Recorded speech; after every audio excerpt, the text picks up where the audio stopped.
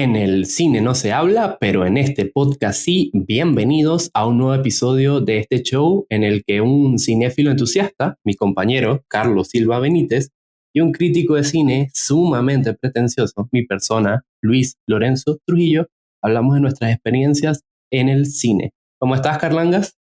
Muy bien, Luis. Muy ilusionado por la conversa de hoy, que es sobre uno de nuestros directores favoritos, y yo creo que habría que presentarme hoy un poco como presentan los personajes en las pelis de Wes Anderson, ¿no? Como al habla está Carlos Silva Benítez, de anteojos, alopésico, antisocial. Pero en verdad no estoy nada antisocial, estoy más que contento que nos acompañe David Lepe, un lujazo de invitado y primera vez aquí en el podcast. Así que no me alargo yo mucho y dejo entonces el espacio para David. Hola chicos, estoy muy contento de estar aquí. Gracias por la invitación. La verdad yo soy fan del podcast, entonces ya Luis me había dicho hace tiempos que cuando se diera la oportunidad de hablar de Wes Anderson que me iba a avisar, y pues aquí estoy más que contento de estar aquí con usted. Yo tengo una frase hay una frase que dice que un vaso de agua no se le niega a nadie.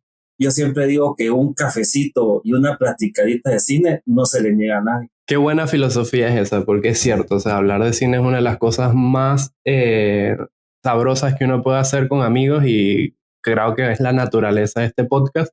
Yo quiero hablar un poquito de David porque, bueno, nosotros no nos conocemos en persona, pero sí de manera virtual. El año pasado, durante la pandemia, una editora española nos puso en contacto por un libro en el que yo estaba participando y conocimos porque, bueno, que tenía mi proyecto de material y quería como que alguien que hablara del cine de Guatemala. Y efectivamente fue David, y su columna fue uno de los descubrimientos editoriales más bonitos que tuve durante ese año, porque descubrí a alguien que, sin ningún tipo de comparación odiosa, me recordaba mucho a mi compañero de podcast Charleston, tal vez por la cuestión generacional o no, pero es que hablan de música y de las películas con un tono y un punto de vista muy similar. Entonces aquí, lastimosamente, pero de manera feliz también, estoy en desventaja en este episodio. Estás en clara desventaja, sí, tú mismo lo cantas. Dos boomers versus un millennial, pero bueno, no hay nada más millennial que cine de Wes Anderson, así que yo creo que la desventaja es relativa. Igual secuestramos el podcast y terminamos hablando de música, ¿verdad, David? Totalmente, hay mucho de Pearl Jam, de los Beatles ahí que tenemos pendiente de hablar contigo. Preparándonos para el episodio más largo del podcast, no del cine no se habla, sino de todos los podcasts del mundo. Pero bueno, vamos a entrar en materia, yo creo, porque entonces vamos a hacer un repaso sobre las 10 películas que lleva Wes Anderson dirigidas hasta la fecha. Y como hemos hecho en otros repasos de filmografías, las vemos todas y cada uno hace una votación de menos a más.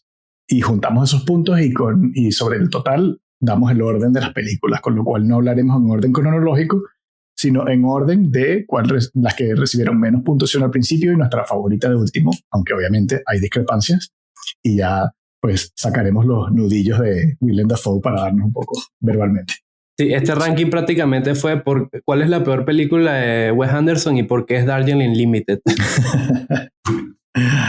o cuál es la película menos buena de Wes Anderson, ¿no? Sí, exacto. Yo tengo que hacer una aclaratoria. Yo creo que es la primera vez en los repasos filmográficos que hacemos en el podcast en donde las películas que peor recordaba fueron las que más me terminaron gustando esta vez. Y realmente me costó darle valoraciones bajas a películas que realmente o sea, todas me gustaron. Indudablemente todas me gustaron. Me parece que es un cineasta sumamente sólido, genial y con una sensibilidad única, y realmente la decisión fue difícil, pero bueno, Darjeeling Limited creo que es indudablemente su peor película y creo que es la que vamos a empezar a hablar, ¿verdad, chicos? Sí, adelante. ¿Quién se atreve primero a lanzarse las vías del tren? Pues a mí me gustaría comenzar. Primero, a mí no me parece la película mala. Sí hay una película de Wes Anderson que para mí fue como la revelación de saber que Wes Anderson es humano, que puede cometer errores, que puede resbalarse, pero no es de Darjeeling Limited. Pero sí entiendo que esta película, son tres personajes, se centra mucho en el viaje de ellos. No es como las otras que hay muchas escenografías, hay muchos lugares, hay muchos personajes. Esta es como la más concisa, la más directa, pero al final a mí me encanta la película. Sobre todo hay un cortometraje que también después vamos a hablar del cortometraje Hotel Chevalier, que es como una introducción a la película. Entonces, a mí, la verdad, la película me gustó mucho. La primera vez que la vi, pues sí, me gustó. Es una película de Wes Anderson, excelente. Pero ya la segunda vez ya le tomé más el mensaje que era, o sobre todo la relación entre hermanos. Yo tengo 2 hermanos más pequeños que yo.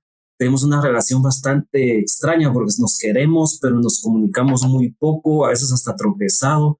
Entonces yo me sentí muy identificado con esta película. Sí, a mí me pasó algo similar porque un poquito lo que decía antes, yo tenía esta película como la peor de Wes Anderson y viéndola de nuevo me enganchó y me enganchó de maneras inesperadas, no solo por lo que comenta David, esta relación, esta dinámica entre 3 hermanos que indudablemente se quieren, pero la vida ha hecho que se separen y que les cueste comunicarse y entenderse. Pero también como que di un poquito como las claves de la peli, porque al final, bueno, yo sentí que la peli era sobre el luto y lo que motiva un poquito a todos los personajes es cómo sobrellevan esa relación con la muerte del patriarca de la familia, ¿no? Y tiene momentos hermosos, o sea, todo lo que sucede dentro del tren es encantador, un poquito esquizofrénico la relación, pues, sobre todo como lo presenta Wes Anderson, pero no sé, a mí me parece que sigo opinando que es súper película, pero dentro del gran nivel que presenta Wes Anderson como director, porque realmente es una gran peli. A mí siempre me ha costado esta película y primero me costó verla, tardé años antes de verla, porque su peli anterior yo la había odiado, la de Life Aquatic. Y me había desencantado al punto en donde no tenía ganas de ver esta que ya se anunciaba como una peli que había tropezado. No, al principio creo que no fue muy bien recibida. Se veía por la descripción que era muy tristona. Y yo tengo que confesar que tengo prejuicios, no están basados en nada, son vainas mías, pero me da un poco de pereza el tema de India, no me llamaba la atención. Entonces fue una peli que aparqué por mucho tiempo y por eso digo que me cuesta. Eventualmente es como, mira, Wes Anderson es un gran director y está esta película ahí que no has visto y me la puse un día y me gustó. Dije, bueno, mis propósitos estaban infundados, no fue tan terrible como yo esperaba.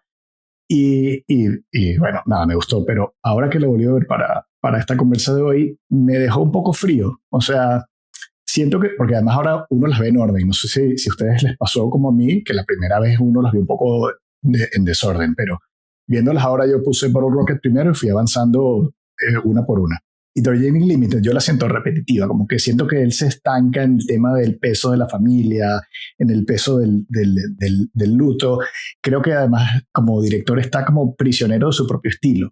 ¿Sabes? Y eso es algo que iremos conversando a medida que avanzamos otras películas, pero el sello de Wes Anderson, que es tan fácil de ver casi en un solo fotograma, él ha pasado por distintas etapas en el que lo va descubriendo, lo va afinando, luego queda como encajonado, y creo que en las películas más recientes lo aprovecha al máximo para contar la historia. Pero yo siento que justo en esta película era como el punto más bajo de lo que era el estilo aplastando la sustancia. ¿Sabes qué?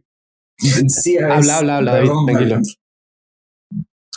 Que a mí me da la impresión, y entiendo a los que dicen que como que hizo la película muy corriendo, pareciera que como que se le acabó el tiempo o tenía un tiempo muy limitado a hacerla, que no creo que eso haya sido, pero esa es la impresión que da por lo que tú hablas, Carlos. Y bueno, pero a mí el mensaje que a mí me dejó, la primera vez para mí fue como ver una historia de 3 perdedores, pero la segunda vez ya le vi yo, no sé si yo ahorita tengo un poco más de luz en la vida, no sé, pero sentí como que el mensaje era que al final pues la pérdida sí es terrible y se sufre, pero eso no debe arruinar otras partes de la vida, ¿verdad?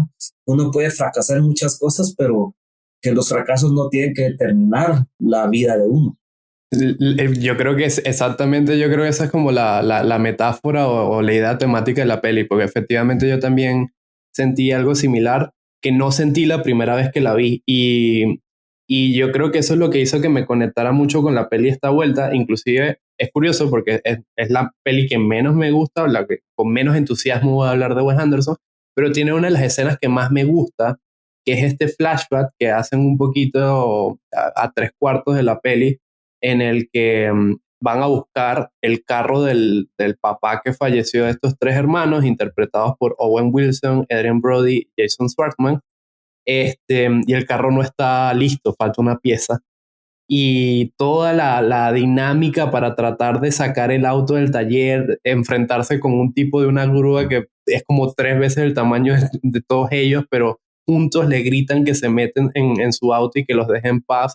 No sé, me parece que era como la escena que condensa perfectamente como el sentimiento que resguarda esta peli y no sé, por eso, repito, no hablo con ella con el mismo entusiasmo que las películas que vamos a hablar más adelante, pero me parece que es igual de valiosa. Hay una escena muy linda que creo que es el personaje de Jason que les pregunta a sus hermanos, les dice, me pregunto si seríamos amigos en el mundo real, si no fuéramos hermanos. Y esa pregunta, la primera vez no le puse mucha atención, pero la segunda vez que la vi sí me pegó fuerte y me imaginé a mis hermanos y sentado con ellos y pensando, seríamos amigos si no tuviéramos sangre.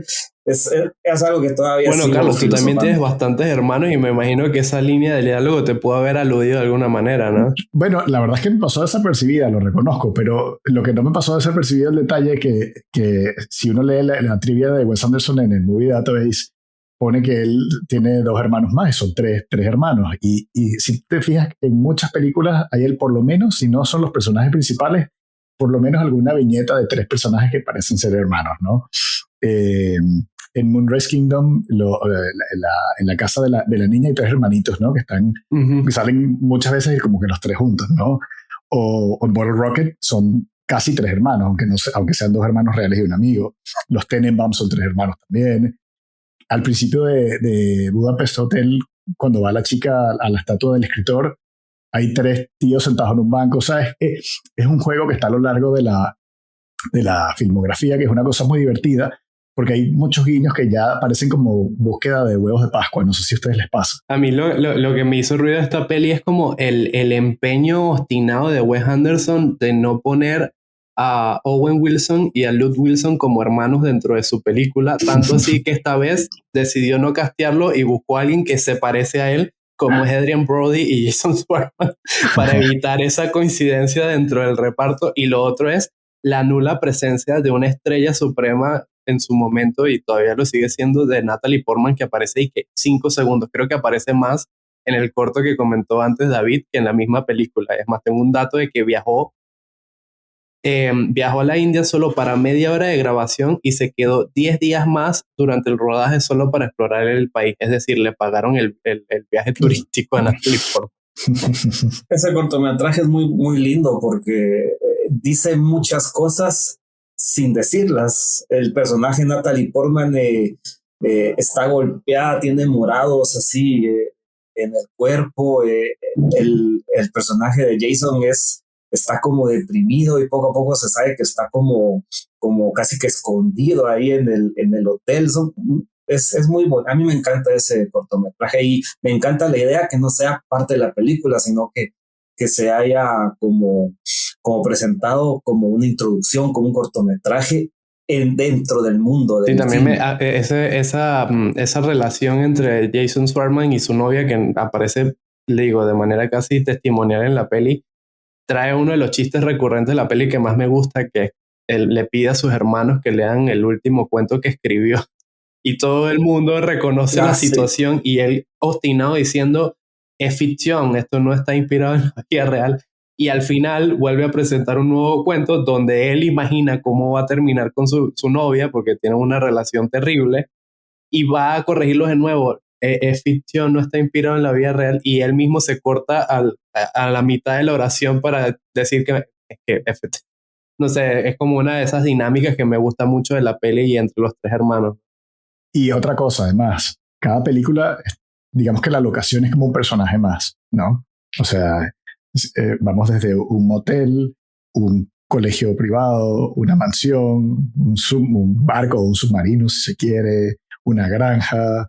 En fin, cada película tiene su sitio y obviamente es el tren, ¿no? Pero si pudieran condensarlo para alguien que no lo ha visto, ¿cómo lo describirían? 3 hermanos tratando de superar el luto por la muerte de su padre, que se enfrascan en un viaje a la India tratando de buscar algún tipo de alivio espiritual que nunca consiguen porque se llevan terriblemente mal. ¿Tú, David? Yo diría que es la road movie de Wes Anderson, en donde se reflexiona acerca de la comunicación entre 3 hermanos. ¿Y tú, Carlangas? Yo voy de hater y les llevo un poco la contraria, y yo siento que es la película donde se distrae más con la estética y tal vez se pierde un poco ante el asombro de los paisajes naturales de India y de toda la idiosincrasia y la textura tan distinta, y siento que se le va un poquito el foco de la historia. Así que a mí me deja un poco frío esta película, le voté muy poquito por ella y no voy a decir que es una mala película, pero no me encanta tanto. No creo que la vuelva a ver en mucho tiempo. En resumen, The Lost in Translation de Wes Anderson. No, porque Lost in Translation a mí me encanta. No, pero se pierde justamente en el exotismo de la India, ¿no? Vale. Bueno, según David sí sería Lost Translation, pero la de los perros, ¿no? Con Japón. Nos estamos adelantando. Y bueno, si quieren pasamos a la segunda peli según el ranking que hicimos, y esa sería ni más ni menos que la ópera prima de Wes Anderson, que se titula Bottle Rocket. En español es Ladrón que roba ladrón. ¿En serio? Sí, pero tiene otros títulos igual de malos traducidos al español. Y algo que no hicimos en Dark Unlimited y quiero hacer en esta es como contarle un poquito la sinopsis antes de dar nuestras impresiones de la peli, que es Titnan, protagonizada por Owen Wilson y su compañero Anthony. Luke Wilson, su hermano en la vida real, está recién salido del manicomio donde ingresó voluntariamente y deciden seguir por la senda del delito. Con la ayuda de su amigo Bot, que es un tipo que tiene mucha plata, deciden hacer como una especie también de atraco a una librería, que creo que es el peor robo en la historia del cine, y después huir de la ley en un viaje en carretera que termina también muy... esta peli está inspirada en un corto titulado de la misma manera que hizo Wes Anderson 3 años antes y que se estrenó en Sundance. ¿Qué le pareció esta peli, chicos? Bueno, es una peli encantadora, sobre todo porque es tan imperfecta y tiene tan pocos elementos de lo que luego uno asocia automáticamente con Wes Anderson, que se siente muy, muy libre y muy espontánea. También ayuda que es muy corta, o sea, que enseguida se acaba, ¿no? Pero eso, se nota también un poco que está dirigida por alguien que está aprendiendo el oficio, que todavía le falta llegar ahí a su punto de maduración, y es una peli que yo recomendaría a medias, no a todo el mundo. Esta película funciona como los inicios de Wes Anderson, porque nosotros, creo que el caso de todos nosotros, la vimos ya después de haber visto 2 o 3 películas de él, con un presupuesto bastante fuerte. Entonces ver esto es como regresar en el tiempo y decir, wow, esto fue lo que este tipo hizo con poco dinero, y qué jóvenes están estos actores y todo. Entonces es el impacto. No sé cómo hubiera sido si lo hubiéramos visto en el 96, que es el año que salió la película. Yo estoy seguro que no hubiera sido el mismo impacto o la misma atención que hubiéramos puesto, pero ahorita la vemos y me encanta. Es como un prototipo del cine de Wes Anderson. Es curioso que digas eso, porque yo creo que más bien al revés. Si la ves al principio, sin saber nada de este tipo, porque además 96 estamos metidos, los años 90, metidos en una explosión de cine independiente americano, con Sundance y todo esto. Con lo cual había bastante apertura de público para ver cosas distintas, ¿no? Y entonces sí se siente como tal vez podría haber alguna comparación odiosa con Quentin Tarantino, ¿no? Como dicen algunos detractores de Wes Anderson, que es un Quentin Tarantino de Etsy. Pero a la vez es como muy inocente a propósito de eso que decía Luis, de que roban una librería. Y sabemos que los libros son elemento sempiterno a lo largo de la filmografía de Wes Anderson. Además, los libros sacados prestados de bibliotecas públicas, además. No cualquier tipo de libro, ¿no? Sino los que tienen en el lomo el sistema decimal de Dewey.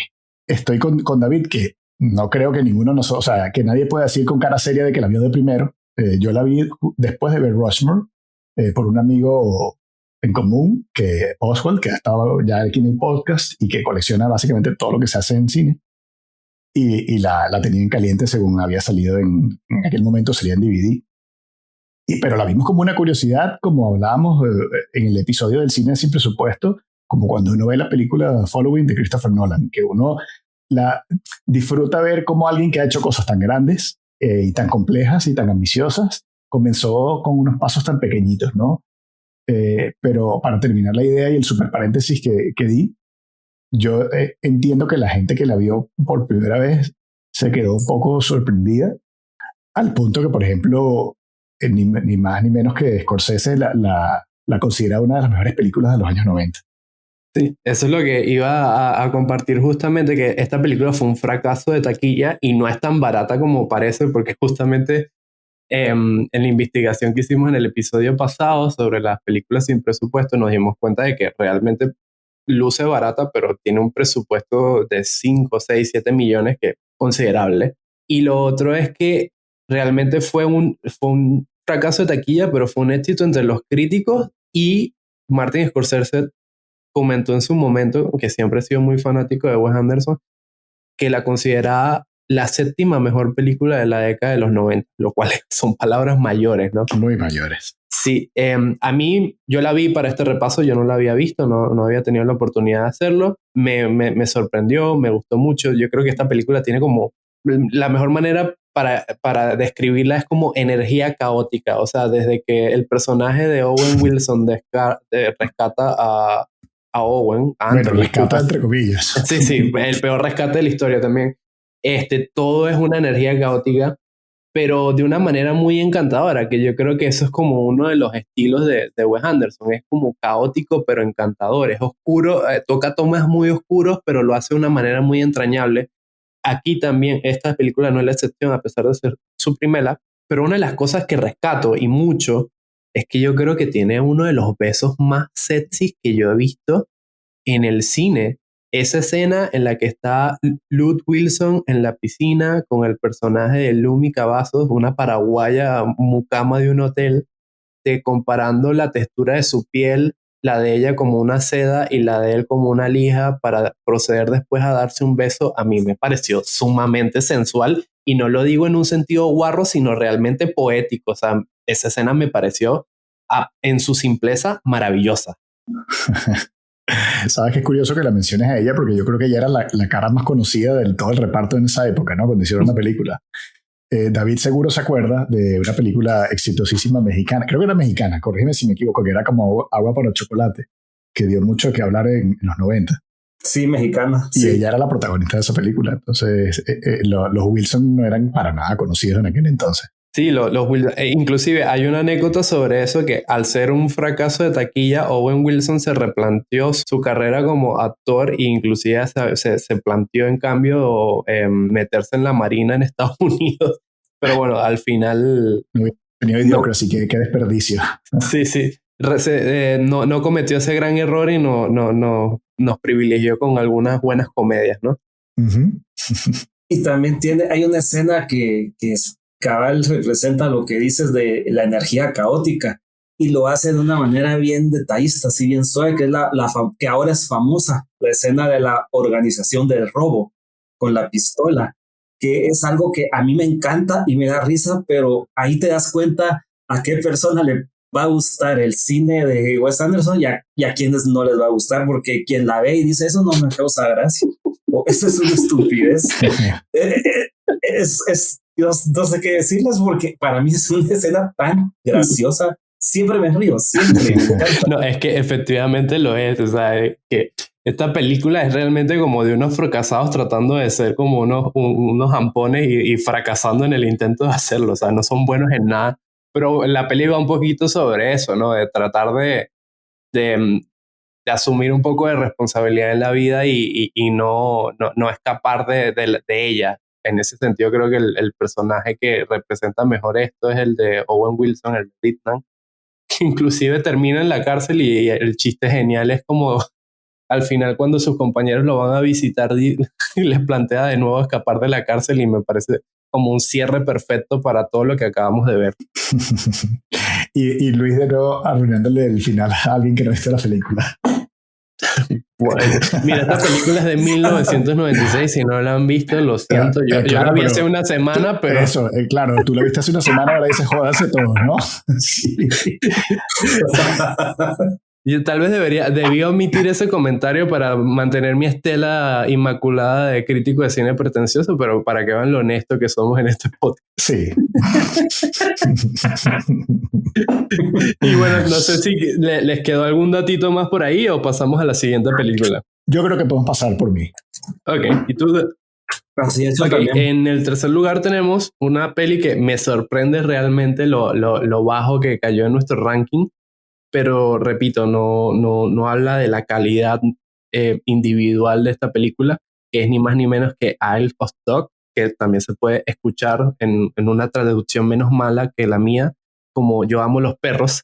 Es una película de animación que hizo Wes Anderson en el 2016, si no me equivoco. 18, sí, 18. Técnicos. Ajá. Sí, y les voy a leer la sinopsis antes de empezar a comentarla, que es que después de que todas las mascotas caninas de Megasaki City sean exiliadas a una isla que es un vertedero, un niño de 12 años emprende un viaje para buscar a su perro extraviado. Esta película es animada, no es la primera animada de Wes Anderson. En ese caso sería Fantastic Mr. Fox, que hizo un par de años antes, y sin duda yo creo que ha sido como la película que ha levantado más expectativas dentro de la filmografía de Wes Anderson en el momento que se estrenó. Yo creo que era por el tema canino y también japonés. A mí, que yo creo que los que escuchan este podcast saben lo mucho que yo amo los perros, me gustó, agradezco que exista, pero me dejó como no indiferente, pero no sé, no la adoré tampoco. ¿Usted? Ya sabiendo lo que va a decir David, nada más voy a lanzar esto así para ponérselo a él así en bandeja, y es, cuando yo la estaba viendo ahora para esta conversa de hoy, estuve a punto de ponerla en el número 1 de la mejor película de Wes Anderson. A punto. Me emociona hasta el tuétano esta película, y ahora la vamos a conversar, pero prefiero que David empiece. Pues a mí me asustó cuando la vi porque pensé que yo estaba mal, porque yo la vi porque muchas personas me la recomendaron. Yo estoy en un grupo de Facebook que se llama Cinéfilos de Guatemala, y en ese grupo todos adoraban la película, que era la mejor del año. Entonces yo decía, bueno, es Wes Anderson, por supuesto que puede ser la mejor del año, pero les prometo, no conecté nada en ningún momento con ningún personaje. Para mí es un desperdicio de elenco. Tenían pues la gran oportunidad de tener a Edward Norton, a Bryan Cranston como el perrito, creo que Chief se llamaba el perrito líder de ellos. Para mí lo único bueno de la película es que, como les dije, me hizo reflexionar y me presentó a Wes Anderson como un ser humano, no como un semidios del cine que solo hace bellezas para la pantalla. Entonces me dejó los pies en la tierra. No sé si también tiene que ver que venía de hacer tan buenas películas. Creo que su película anterior, si no me equivoco, fue su obra maestra absoluta. O sea, después de eso cualquiera se iba a sentir menos. Sí, entonces para mí no conectó. Hay un personaje, creo que es una chinita qué odioso, de verdad. No me gusta la película. Uf, ¿por dónde atajamos este comentario? Luis, ¿quieres? O sea, a ver, David, dices que vamos a empezar por la parte estética, que es como más fácil, ¿no? Es verdad que Wes Anderson es un director cuyas películas son preciosistas, en donde casi que podrías poner en pausa un fotograma, imprimirlo y decorar una pared, y quedaría de puta madre la pared. Es un tipo que cuida hasta el último cuadrito del fotograma, tiene algún detalle, alguna cosa graciosa que ver. Y es verdad que todas sus películas son muy divertidas de ver. Esta película es fea en diseño, y eso choca un poco al principio. O sea, está ambientada el 90% o el 80% de la película en una isla de basura, con un poco de perros enfermos. mira que él maneja la violencia con una especie de gusto extraño, ¿no? Porque las pelis pueden ser un poco infantiles a veces, pero de pronto estalla la violencia cuando menos te lo imaginas y es muy bruta y muy decisiva además. Y creo que tenemos que hablar en esta película de el maltrato animal, porque Wes Anderson es el único director de cine que yo le perdono que le haga maldades a los animales en las películas. No, eso es lo que yo quería decir y te corto ahí rápidamente, Carlos, porque yo creo que esta película plantea algo que me di cuenta viendo back to back las películas de su filmografía, que es que se nota que Wes Anderson le gustan los perros, pero su manera de representarlos y el destino que les asigna en sus películas es doloroso, empezando por Colby en Like Aquatic, un perro tripié que deja abandonar en una isla. Después matan a no sé quién a Buckley en Royal Tenenbaums. Buckley y también a Snoopy en Muran's Kingdom. Y aquí se da un gusto porque uno podría considerar esta película como una gran campaña en contra del abandono animal y el maltrato animal.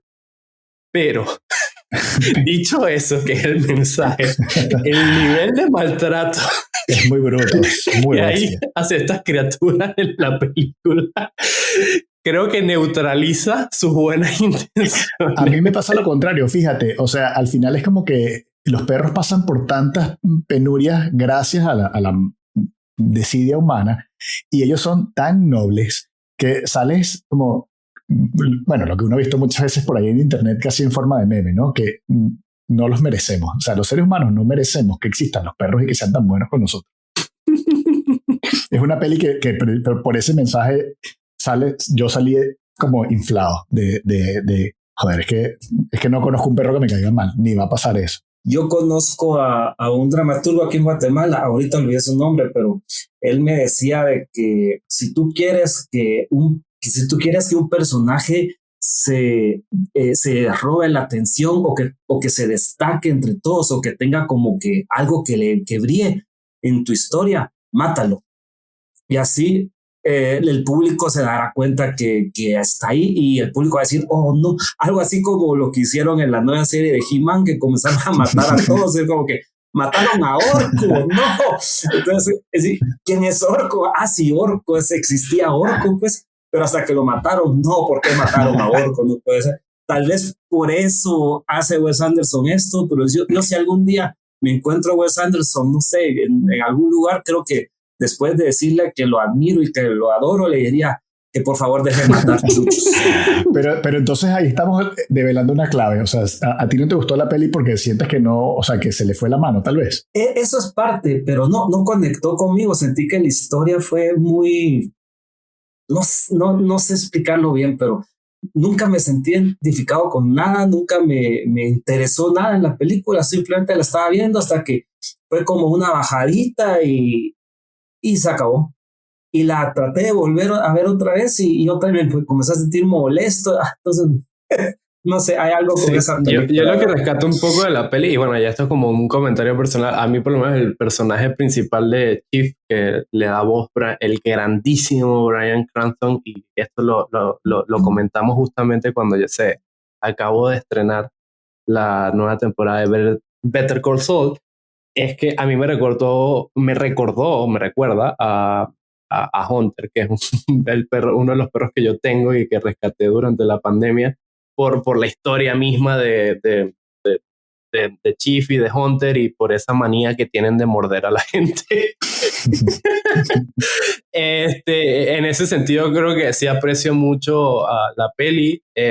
También repito, adoro a los perros y en este sentido creo que la peli ya me iba a tener ganado en un sentido porque es una buena representación de lo que son ellos como raza. Pero también estoy de acuerdo con David que hubo algo que no me terminó de hacer el clic que me llevara de el amor a la locura. Es una peli hermosa, es una gran aventura, es sumamente divertida. La forma en que representa la pelea de los perros perros y humanos es absurda pero divertidísima. Pero eso, me hizo falta como ese clic que me llevara del amor a la locura. Y luego la película tiene, bueno, referencias a la cultura japonesa, tantas que tú dirías, este tipo no está honrando, sino robando directamente, ¿no? Sí. Porque básicamente es como si Akira Kurosawa hubiese hecho una película animada con perros. Sí, sí.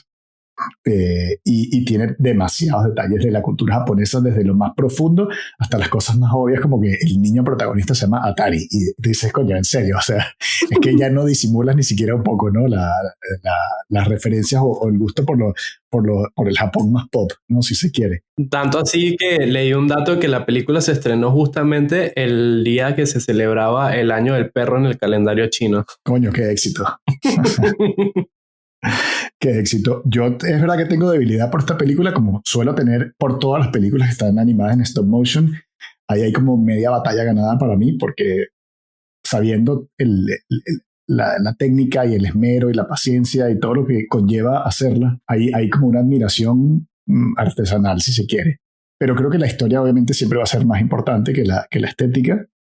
Y es como, bueno, unos conectamos, otros no. Es lo que tienen, ¿no? Las personas.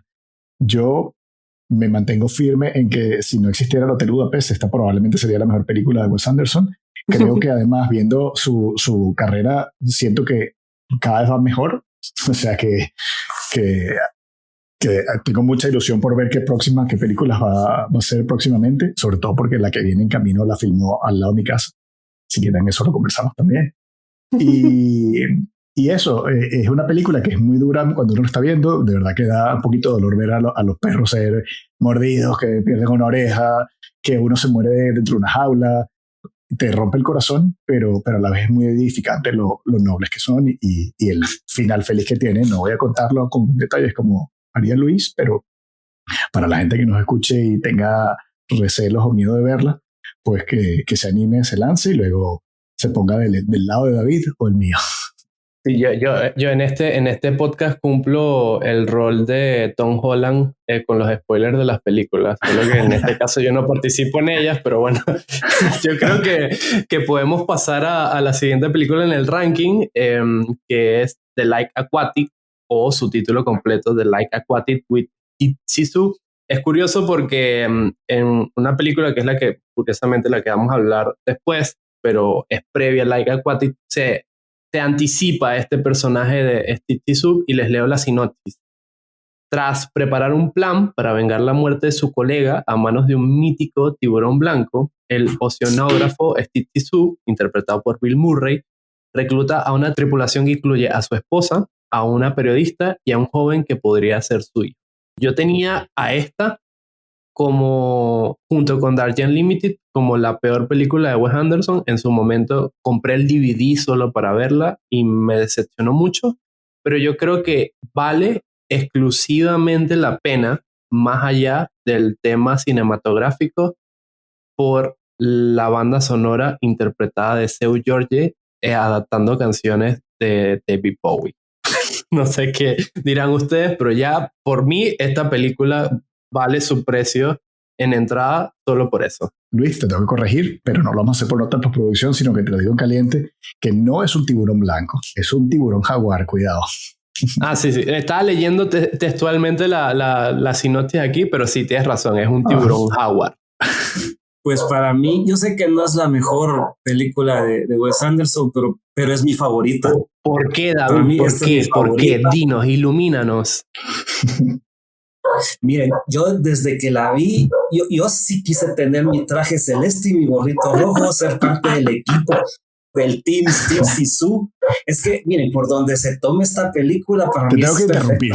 La verdad. Confiésanos si te has disfrazado un Halloween de Steve Zissou. No, ha sido por falta de creo que de valor, pero sí me encantaría. Y tengo amigos que sí lo han hecho y se han visto espectaculares. La envidia.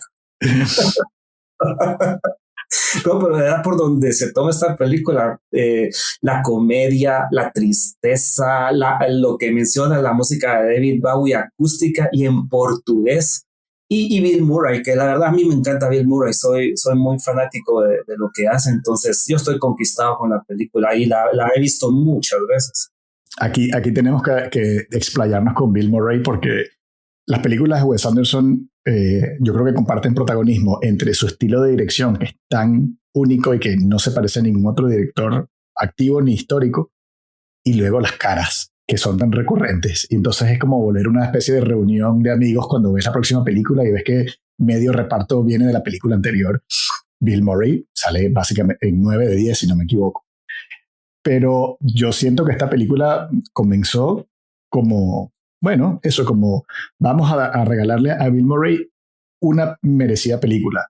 Esto es algo que tal vez Luis no tenga presente, y Luis, si lo tienes presente, sorry por subestimarlo, pero Por desprestigiarme. Bill Murray en los años 80 fue un tipo muy, muy, muy, muy, muy grande. En los años 80 era muy raro que alguien saliera de la televisión y triunfara en el cine.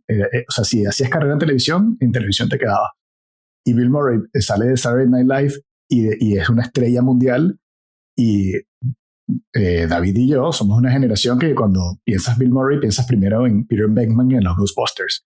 Pero en los años 90 se fue quedando atrás, se fue quedando olvidado. Y Wes Anderson, digamos que además con un poco de palanca de Sofía Coppola, convierten a Bill Murray en el ícono hipster que es hoy en día, que tiene ya 2 décadas disfrutando. Él comienza como muy, digamos, como muy sorpresivo el resurgir en las pantallas grandes con Rushmore, que en su momento, y lo conversaremos cuando lleguemos a esa peli, la gente era como, coño, se nos había olvidado Bill Murray lo bueno que era. Luego tiene un papel muy pequeñito en Tenenbaums, pero entonces llegamos a Life Aquatic y aquí sí, coño, hay 1000 caras conocidas, pero Bill Murray es el MVP de la película, pero con diferencia. O sea, el tipo se roba todas las escenas en las que está. Se nota que todo fue escrito con él en mente. Y David, perdóneme toda la gente de la generación, pero yo hoy en día, cuando escucho Bill Murray, lo veo vestido primero de Steve Zissou que de Ghostbusters. Totalmente, sí, totalmente. Yo también. Bill Murray es como un ícono y sabes que me llama mucho la atención tengo un grupo de amigos que somos cinéfilos y a los 4 nos encanta Bill Murray, nos fascina él, pero a nuestras parejas no. Nuestras parejas siempre lanzan el comentario, ay, ¿por qué les gusta ¿por qué les gusta ese señor? Pero ¿qué le encuentran de gracioso? ¿Sí? Y ese es pues, nuestro tío Bill, les decimos, tienen que entendernos. No es que no me parece gracioso, siempre actúa de lo mismo. Luis está pensando algo que no lo está diciendo en voz alta, lo conozco. No, yo lo que estoy pensando es que, bueno, lastimosamente uno vive lo suficiente para ver a sus ídolos caer. No creo que llegue a ese punto, pero bueno, justamente la semana pasada salió la noticia de que se canceló la nueva película la primera película de Aziz Ansari, porque, bueno, supuestamente Bill Murray es el galán que es en sus películas y jala el cabello de las personas, de las mujeres para coquetear con ellas y le dedica poemas y todo lo demás. Y bueno, al parecer como que algunas damas se sintieron incómodas y se pospuso la peli por un tiempo mientras se hacía la investigación al respecto. Pero dicho eso, a mí Bill Murray me parece genial. O sea, como tú dices, este tandem entre Sofía Coppola y Wes Anderson levantaron un ícono. También recuerdo esta película, si no mal no recuerdo, Broken Flower o algo, en el que es un galán que decide visitar a todas sus mujeres para pedirse disculpas. Me parece un grande. Y en esta película no es la excepción. Esta película es una gran película de aventuras. Y aunque fui hate al principio, tengo que admitir que las películas que vi por segunda vez y me sorprendieron en esta vuelta, entre esas está Like Aquatic, porque el primer acto de la película yo estaba sintiendo el dolor de su personaje, porque como leí en la sinopsis, él es como un gran oceanógrafo que está venido a menos. Él es un Jacques Cousteau con otro nombre. Exacto, un Jacques Cousteau con otro nombre, y su mejor amigo, que forma parte de su tripulación, fue comido por este tiburón jaguar o atigrado, qué sé yo, y él decide a lo Moby Dick emprender una expedición para matar a este tiburón. Y todo ese primer acto, mientras arma su tripulación, aparece un hijo que puede ser de él o no, tiene que resolver los temas con su pareja, además de su rivalidad con Jeff Goldblum. Yo sentía el dolor, o sea, como el contacto con el luto tan presente de esta peli que no sentí la primera vez, lo cual agradezco porque quiere decir que he madurado y tengo un poco más de sensibilidad que cuando la vi hace un par de años. Oh. Y me gustó bastante, la verdad. Pero sí me parece que es una peli que es muy larga para lo que es y un poco caótica. Tiene también un poquito la energía caótica de Bottle Rocket. Tiene momentos geniales y otros momentos que uno diría que pudieron prescindir de ellos, pero es una buena peli. La verdad que es una buena peli. Y repito, solo está abajo en el ranking porque es que Wes Anderson es muy bueno. Es un trip sin lugar a dudas, porque las secuencias submarinas animadas por Henry Selick, por ejemplo, son un delirio que no tiene ni pies ni cabeza, pero son geniales de ver. Y sí es verdad que es muy larga, pero yo también estoy contigo que esta segunda vuelta, yo solo la había visto una vez cuando salió, en 2004 creo. Me había chocado mucho lo excesivamente triste que era, y ahora no me pareció tan triste, me pareció como más equilibrado, como suele ser sus pelis, ¿no? Que tienen como una especie de dosis generosa de melancolía, pero tiene un humor muy, muy negro que sí conecté al tope esta vez. Sí, y para ilustrar un poquito a los que nos escuchan y que no sepan de esta peli, bueno, realmente es como el gran fracaso de taquilla de Wes Anderson. No solo porque fue la película más cara en su momento que había realizado, sino es que solo recaudó la mitad en su momento. Y yo creo que justamente este periodo de Like Aquatic y Viaje a Darlene es como la bisagra justamente de algo que comentaba Carlos, de que él plantea un estilo que se fue desarrollando en el tiempo, llega en un momento donde la forma se apodera del contenido, que yo creo que es un poco esta, y después como que depura ese estilo y avanza. Para mí particularmente, el culmen de estos vendría a ser Hotel Budapest y vuelve a entrar en una parte un poquito donde vuelve a estar como secuestrado por la forma, como yo sentí que pasó con su última peli que fue The French Dispatch. Pero dicho eso, repito, a mí esta segundo visionado me sorprendió mucho, Like Aquatic, porque es sumamente, o sea, desborda creatividad, la forma en que representa el barco submarino, la cantidad de criaturas fantásticas marinas que tienen en la película, es impresionante. Realmente de todas las que presenta, solo dos son reales, que es la orca y los delfines, con la tecnología, el aparato, el casco, el auricular que tienen. La pero parte... que no tienen muestras de diseño de inteligencia. Sí, exacto. La parte en la isla, que es realmente como, parece como una película de las primeras de James Bond, de aventuras, no sé, es fascinante, la verdad.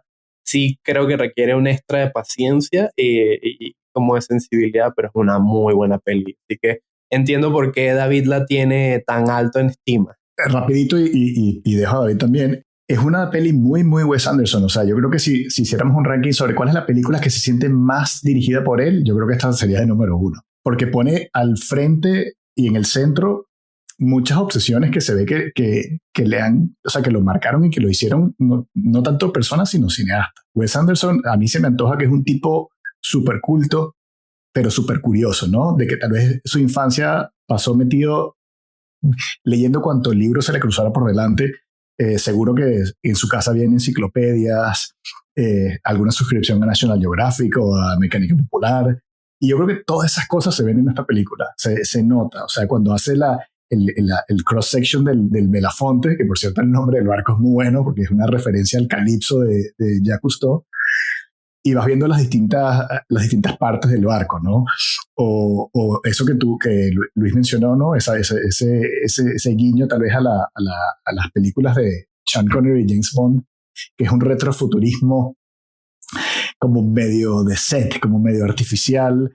Tiene como unos tics muy, no sé, que se me antojan que son muy, muy, muy característicos de lo que es su cine. Yo estoy de acuerdo con todo lo que hablaron ahorita, porque en su tiempo, en su año, la película los críticos fueron muy duros con ella, porque la tacharon de imágenes plásticas, porque para ellos los pececitos eran como muñequitos, ¿verdad? O eran juguetitos más que, entonces después no sé qué esperaban, pero viendo los muñequitos, la comedia que mencionas, Carlos, la comedia es muy, muy fuerte, es muy oscura, pero hay un crítico de cine que ya falleció, que es uno de mis favoritos, es un estadounidense que se llama Roger Ebert. Por supuesto. Sí, ¿verdad? Pues Roger él la hizo pedazos en su crítica, creo que le dio 1 estrella o 2 de 5, la hizo pedazos. Pero en una entrevista que yo vi en la televisión, le preguntaron por eso y otra vez volvió a hablar mal de ella, pero dijo una frase interesante al final, dijo, pero tal vez en el mundo de Wes Anderson esta película funciona.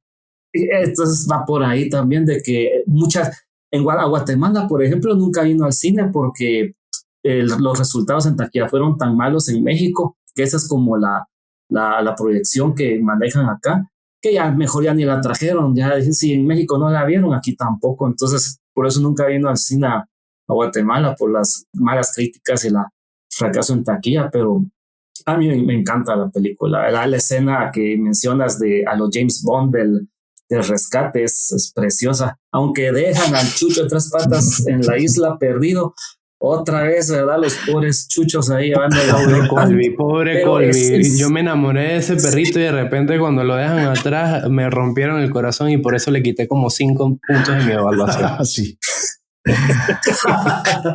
Sí, es horrible. 5 puntos y una pata al perro, ¿no? Quita.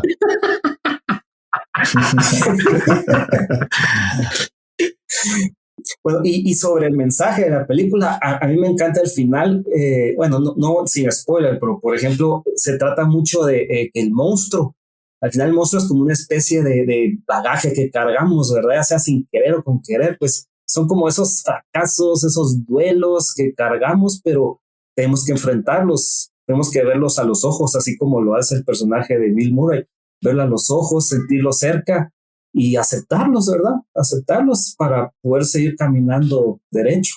Sí, qué bonito eso que dices, como para reenfocar también, ¿no? Porque el personaje es un biólogo marino, pero desde que lo vemos en la primera escena está ciego por la venganza y es muy gracioso, ¿no? Es como que yo hace una exploración, un viaje de expedición científico, pero para matar a un animal, ¿no? Eso no tiene sentido. Y es verdad que cuando aparece el bendito tiburón al final es más una escena de asombro, ¿no? Un asombro colectivo.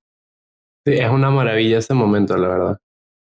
Bueno, si les parece, pasamos a la siguiente película, la número 5 de la filmografía de Wes Anderson que estamos repasando en el episodio de hoy, que es su segunda peli y es ni más ni menos que Rushmore, película que se estrenó en el año 1998. Yo creo que apenas estaba gateando en ese entonces. Y le leo la sinopsis. Matt Fisher, un alumno de Rushmore, una de las escuelas más prestigiosas del país, es el editor del periódico escolar y el capitán y el presidente de numerosos clubs y sociedades. Pero también es un pésimo estudiante que está siempre al borde de la expulsión. Matt se enamora de Miss Crott, Olivia Williams, la mujer más cotizada de la Academia Rushmore, una joven y encantadora profesora, pero su cortejo peligra porque el señor Bloom, Bill Murray obviamente coqueteando con las profesoras de la academia a la que lleva a sus hijos, intenta también conquistarla. A mí me sorprendió mucho esta peli. Yo no sabría decir si me gusta más Bottle Rocket o Rushmore. Siento que Rushmore es como mucho más centrada. Tiene a Bill Murray, lo cual es una ventaja. Tiene Jason Schwartzman también, cuidado. Tiene a Jason Schwartzman, creo que en uno de sus primeros papeles o su primer papel en el cine. Sí, su debut en cine. Uh-huh. Y nada, a mí esta peli me encanta, excepto su título traducido en el español, aunque creo que representa muy bien lo que estamos hablando. Ni más ni menos que 3 son multitud. ¿En serio? No jodas. Sí. Coño, aquí en España creo que se llamaba Academia Rushmore y bueno, pasaba un poco. No, en una es Academia Rushmore, pero en otra se llama 3 son multitud. Es muy fuerte porque 3 son multitud es una serie de los años 70-80 con John Ritter. O sea que bueno, en fin, menos mal que estaba sentado cuando escuché eso. Bueno, ¿qué le pareció a usted la película, chicos? Yo recuerdo que la vi, en ese tiempo no sabía muy bien quién era Wes Anderson, me acuerdo que yo la vi por Olivia Williams, porque esa actriz me gustó mucho en una película que había hecho antes, que es de Kevin Costner, que se llama El cartero, The Postman. Entonces la vi por ella y la verdad, y no sé, choqué mucho al principio con la película, choqué mucho, después la volví a ver ya cuando ya había visto varias de de Wes Anderson, entonces para mí fue ya la logré como apreciar mejor. Pero sí es muy bonita la película. Es como otro prototipo de Wes Anderson con los diálogos, los paneos y los close-ups y la compulsión del actor principal sí me molestó mucho, pero eso es bueno porque quiere decir que el personaje está muy bien perfilado, muy bien actuado, muy bien escrito, porque me desesperó, pero me caía mal, pero eso no afectó a que me gustara o no la película. La película me encanta. Que yo creo que un poco era la gracia, ¿verdad? Que él fuese un poco prepotente y cayera mal, ¿no? Pero no te entendí. ¿Fue la primera peli de Wes Anderson que viste? Sí, fíjate, pero o sea, la vi con un grupo de amigos y la primera que vi de él, así ya sabiendo que bueno, aquí está un cineasta que promete y con todos estos actores y que tiene un estilo y todos hablan muy bien de él, fue La familia Tenenbaums. Pero me acuerdo que la vi un mi amigo trabajaba en un videoclub y fue el que me la pasó, la vi, no la aprecié la verdad, no la aprecié como debí, pero la aprecié hasta años después que la volví a ver. Yo también la vi de primero y la vi además en el momento, tal vez no en ese año, porque igual ya estaba en Venezuela en aquel entonces y no creo que haya llegado al cine, no me suena, pero había una revista de cine norteamericana que se llamaba Premiere, seguro la conocerás. Y ya habían hablado mucho de esta película, le habían hecho bastante, le habían impreso pues bastantes líneas a Wes Anderson y ya digamos que habían leído primero la película antes de verla y la estaba un poco esperando que llegase el videoclub para alquilarla. Y a mí me encantó. Me pareció eso, pues tal vez era el momento de estar como más abierto a ver cine distinto. Y me pareció muy, muy graciosa. Estaba feliz de ver a Bill Murray muy, muy al centro. Y por supuesto conecté a tope con la banda sonora de la película. Creo que eso fue, que viendo la carrera de Wes Anderson es una pena creo que hasta Fantastic Mr. Fox fue la última película que tuvo una banda sonora compuesta por muchas canciones del mundo del rock, ¿no? Luego ha sido más como composiciones originales de Alexander Desplat, que son maravillosas, pero que esta etapa como más gamberra me gusta más. Sí. En términos musicales, obviamente, estoy hablando. Sí, esta película... Sí. Dale. Sí, el soundtrack de esta película fuera un playlist, creo que el playlist se llamaría Rock Triste y Nostálgico. Pero y sí es muy bueno el soundtrack y sí estoy de acuerdo con lo que dices, Carlos. Ahí había leído un datito que justamente en su inicio, cuando estaba en el desarrollo de esta película, Wes Anderson había considerado que la banda sonora de esta película iba a ser exclusivamente de canciones de la banda británica de Kings. The Kings. Y efectivamente creo que tal vez esta es la mejor selección de canciones junto con su siguiente película. A mí me gusta mucho y una de las cosas, bueno, ya lo había comentado, pero uno de los guiños que vi que uno solo puede saber en retrospectiva es que hay una escena donde el personaje de principal está en la librería revisando un libro de Jacques Cousteau, que después es el personaje que inspiraría no su siguiente película, pero sí la que vendría después de ella, que es Like Aquatic, la que acabamos de hablar. Y ahí como que creo que se empieza a trazar, como a esbozar el universo de este director, porque entre por el Rocket y Rushmore, más allá del tono y cierto manejo de la comedia, no sentíamos eso, pero cuando vemos Rushmore, vemos este guiño a Jacques Cousteau y después vemos que hizo una película inspirada en eso, ya como que se empieza a trazar ese universo Wes Andersiano que tanto gusta, sobre todo a los easter eggs que en algún momento me representaron a mí en Panamá. No, pero tienes razón, muchas cosas. O sea, esta película, no recuerdo el último plano de Bottle Rocket, pero en estas tiene, digamos que lo que llaman el shot emblemático de Wes Anderson, de todo el reparto a la vez en pantalla yéndose en cámara lenta, ¿no? Es como él usó mucho ese recurso hasta que lo que hablábamos hace un rato, la forma lo oprimió demasiado y hizo bien en no seguir repitiéndolo. Pero es verdad que verlo 3-4 veces seguidas era gracioso. También lo otro que quería decir, que como la ignorancia es un síntoma de la felicidad, porque recuerdo que para el episodio donde hablamos de Euforia dije que ahí estaba la obra de teatro estudiantil más cara en la historia del cine y la televisión, y se nota que no había visto Rushmore en ese momento, porque las obras que levanta el personaje de Jason Schwartzman en esta película exceden cualquier tipo de presupuesto estatal, escolar, que uno se pueda imaginar, pero son alucinantes. Ahí hay un guiño a Francis Ford Coppola brutal, porque Francis Ford Coppola no aparece ningún crédito de Wes Anderson, pero a mí me da que está cerca. No sé si es porque Roman Coppola ha coescrito varios guiones con Wes Anderson o porque obviamente hay un guiño muy brutal apocalipsado en esta película.